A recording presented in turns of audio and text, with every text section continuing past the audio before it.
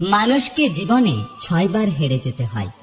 1 টাকার কাছে, 2 ভালোবাসার কাছে, 3 সময়ের কাছে, 4 বিবেকের কাছে, 5 বন্ধুত্বের কাছে এবং 6 অবশেষে মৃত্যুর কাছে।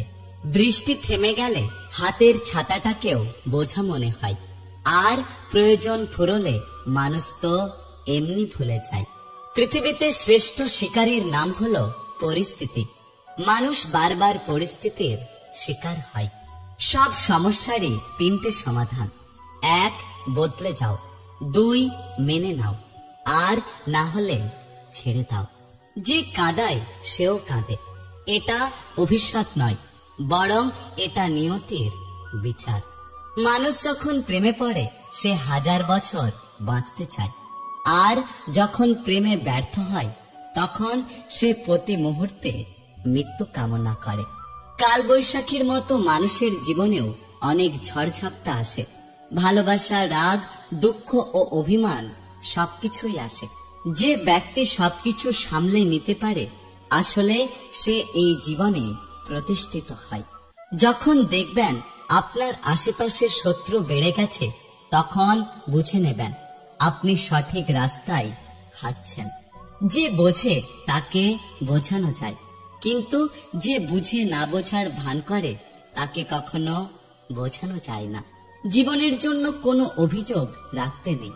যা হচ্ছে ভালোর জন্যই হচ্ছে, এটা মেনে নিতে পারলেই শান্তি পাওয়া যায়।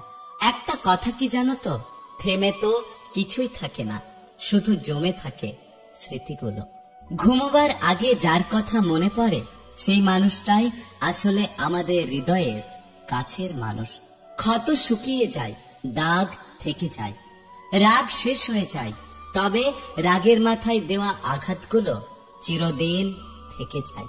ধৈর্য হারিয়ে ফেলেছি, তবু মনকে বুঝিয়ে চলেছি। আজ না হয় কাল, একদিন সবকিছু ঠিক হয়ে যাবে। যে তোমার সুখে আনন্দিত হয়, যে তোমার কষ্টে দুঃখ পায়, যে তোমার নীরবতার কারণ খোঁজে পৃথিবীতে, সেই হলো তোমার প্রকৃত বন্ধু। ছোট আঘাতে তুমি ভীষণ কষ্ট পাও, এটা তোমার দুর্বলতা নয়, বরং এটা একটা সুন্দর মনের পরিচয়। হৃদয়ের চেয়ে বড় কোনো কারাগার নেই, যেখানে আমরা প্রতিদিন আমাদের হাজার ইচ্ছেগুলোকে বন্দী করে রাখি। আমাদের জীবনটা ফানুসের মতো, সবাই উড়তে দেখে কিন্তু কেউ কখনো পুড়তে দেখে না। কারো সম্বন্ধে পুরোপুরি না জেনে কখনো কিছু কথা বলা উচিত না, কারণ আপনার একটা মিথ্যে কথা তার জীবনে অনেক বড় ক্ষতি করতে পারে।